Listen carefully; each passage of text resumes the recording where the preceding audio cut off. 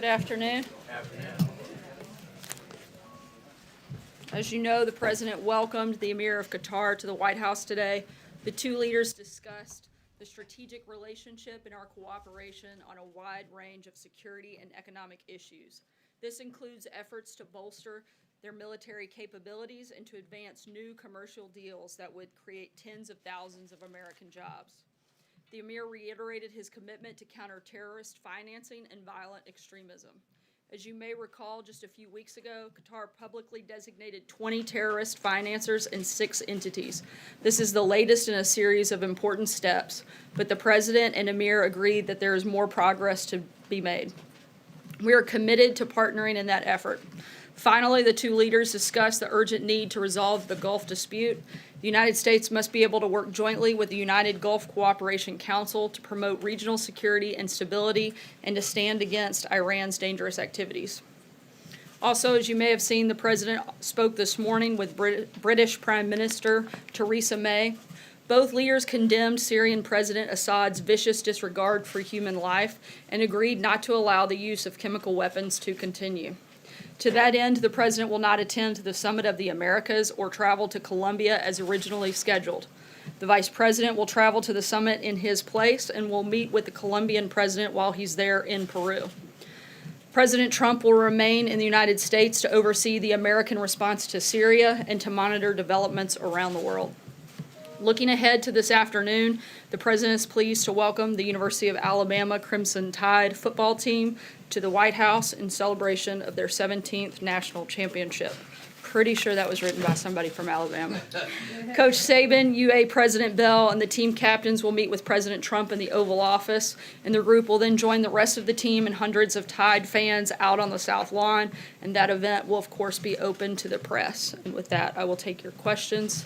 And because it is her birthday, Nadia, I'm going to go with you, and happy birthday. Thank you, Sarah. The President authorized the use of military force last year after President Assad used chemical weapons, but this didn't seem to deter him. The President talked yesterday of a very strong and serious response now.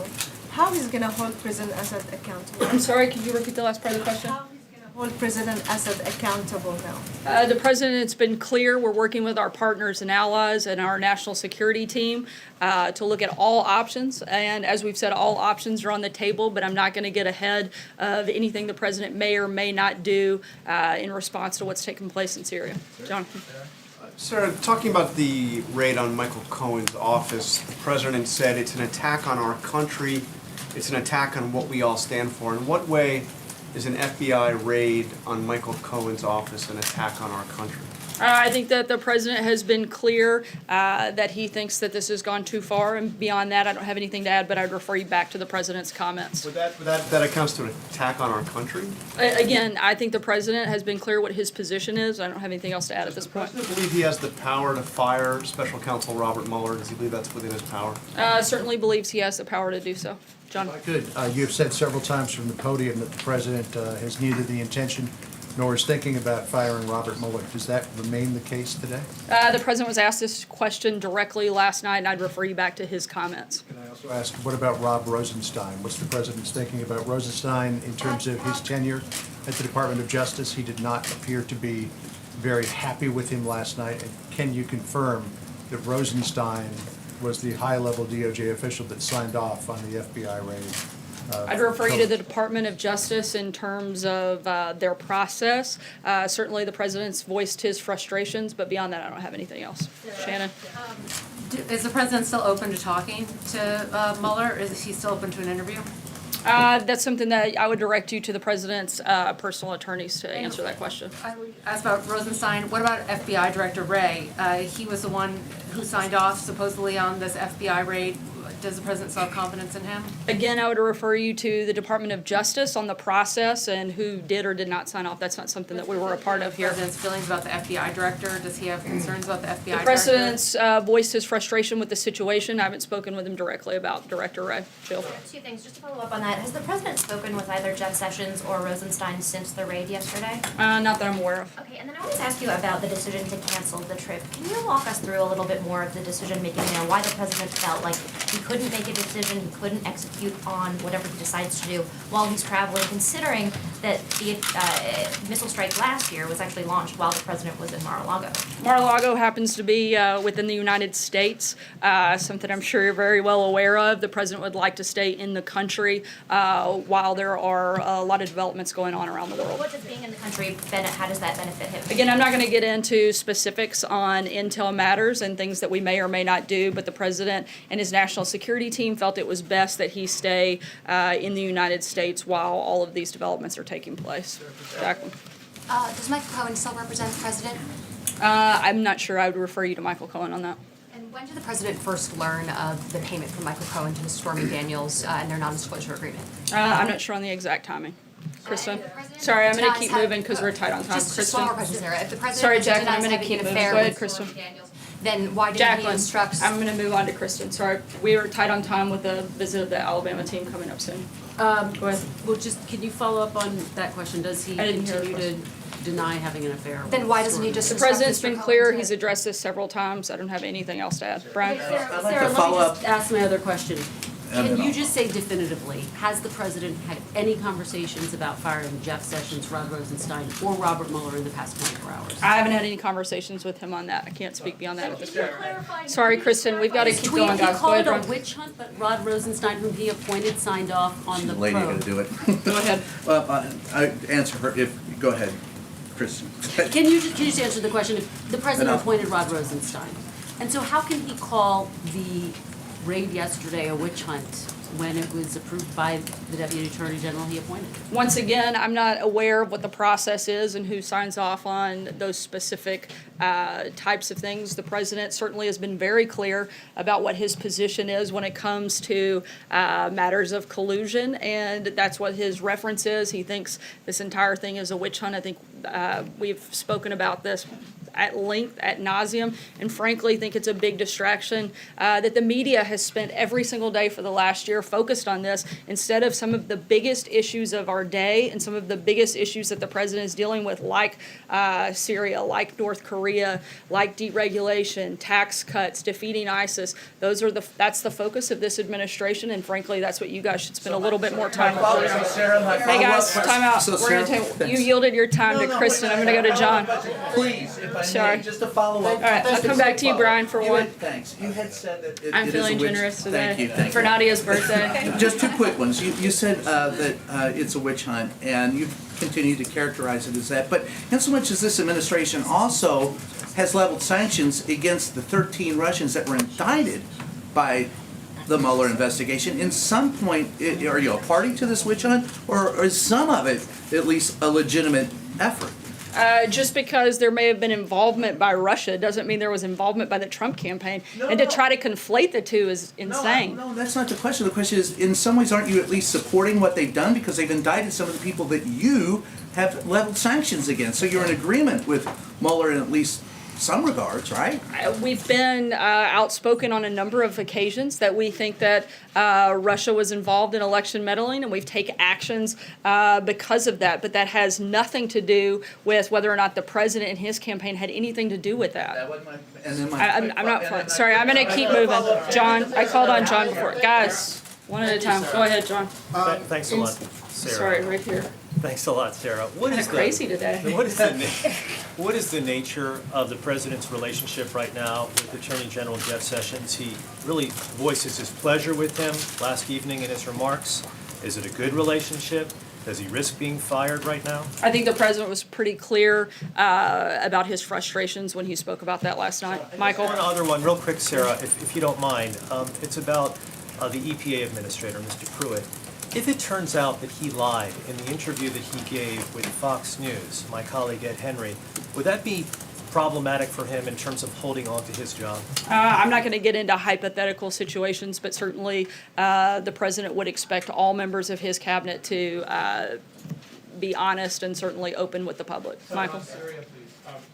So the president last night seemed to combine his reaction to the Russia investigation, which we've heard him say before, and this new investigation that has grown out of the raids in New York of his attorney. Does he view that as one and the same investigation? In other words, does he think that's all kind of under the umbrella of the special counsel, or does he view the Russia investigation as separate from the probe into the payments by these women that is apparently being conducted by the U.S. Attorney's Office in New York? I think certainly that they are separate investigations, but I think that publicly they have been conflated quite a bit. Steve? Yes, Sarah. Does the United States expect that in a response to the Syria chemical weapons attack, that other nations will join in? Specifically, we're seeing indications from France and the Saudis that they may also take military action. We've had a number of conversations, both the president with President Macron, Prime Minister May, and at various other levels, not just with those countries, but others at an administration level. And we're going to continue to work with a number of our partners and allies as we determine what the next best steps are. April? Sarah, 2 questions. The president said yesterday he was compliant.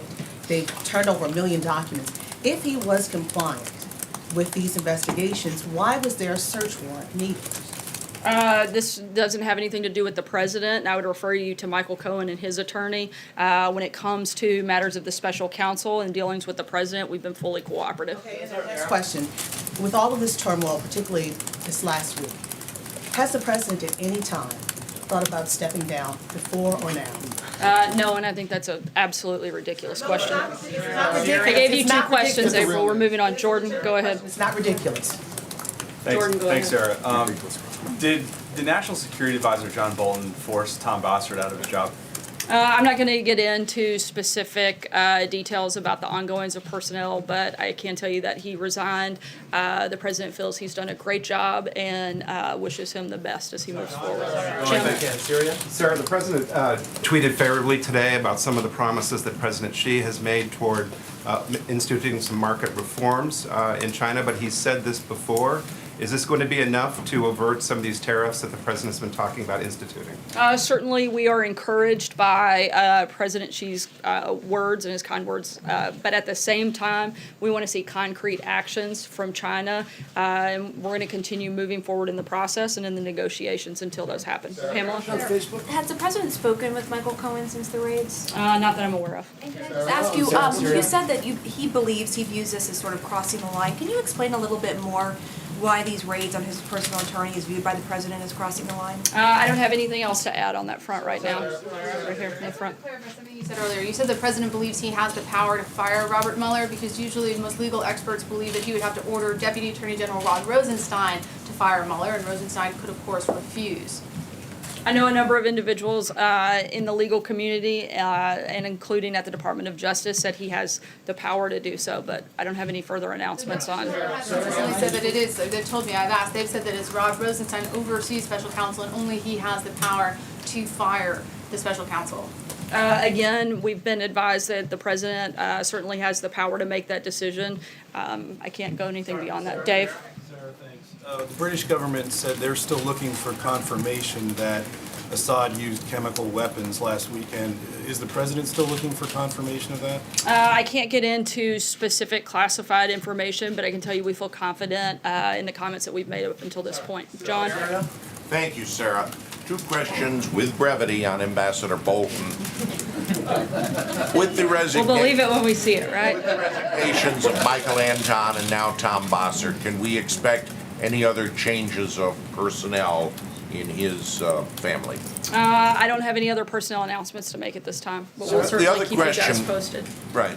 A year ago, Ambassador Bolton was highly critical in op-ed pages about U.S. involvement with the World Bank and the International Monetary Fund. With the World Bank IMF meeting coming up within a matter of 2 weeks, is his position going to affect U.S. support for either institution?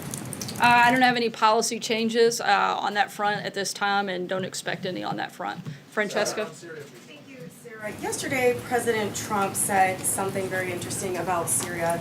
He said that because of the power of the United States and because of the power of our country, we're able to stop it. Now, with bringing in Ambassador John Bolton as well, which is sort of a signal of a more hawkish stance potentially, I want to know if the president has changed his calculus in any way on Syria and on whether or not he wants to pull out those troops very soon, as he previously said. I addressed the troops yesterday. I don't have anything new on that front in terms of things that the president may or may not do. We're not going to broadcast, and I don't have any announcements on that front. Fred? Oh, thanks, sir. This week, Senator McConnell said they're taking up 6 nominations, and that they're going to continue taking up 6 nominations per week. Do you consider that a major breakthrough for the administration, considering there's been We'd like to so see many them blocks? take on a lot more than 6, but we're certainly glad to see those 6 move forward, but we'd like to see them move forward in a much bigger fashion than just the single digits right now. And one other question. On U.S. Attorney Berman, he's in an interim position now in New York. The reports have been that the president was going to nominate him for full-time. Is that still the case? Will the president nominate him to I don't have any personnel announcements on that front. Thanks, Sarah. So, all of the evidence so far in the Syrian chemical attack points to the use of chlorine gas. The Assad regime has been suspected of using chlorine multiple times on the battlefield. What makes this particular attack different and warrant the international response and the potential use of lethal force that we're seeing from this president? I can't address specific intelligence matters, but I think everyone around the world can see why these recent attacks are so horrific. Beyond that, I can't get into any other details. Eamon?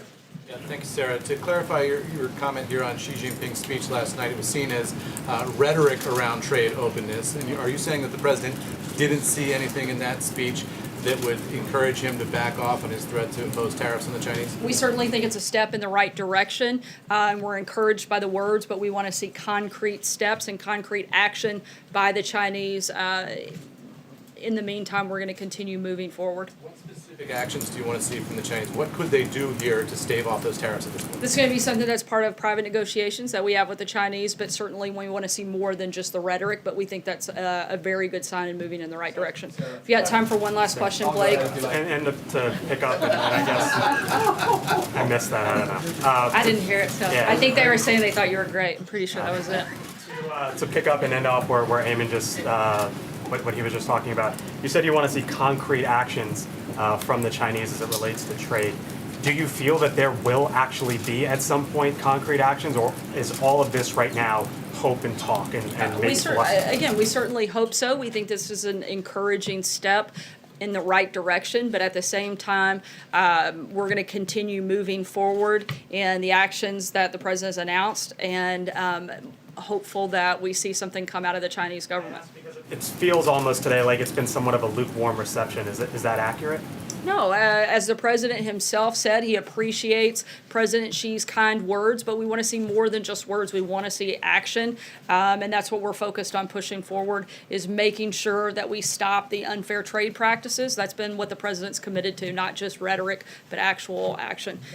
Thanks so much, and we'll see you guys out on the South Lawn as we welcome the Crimson Tide. Vice President.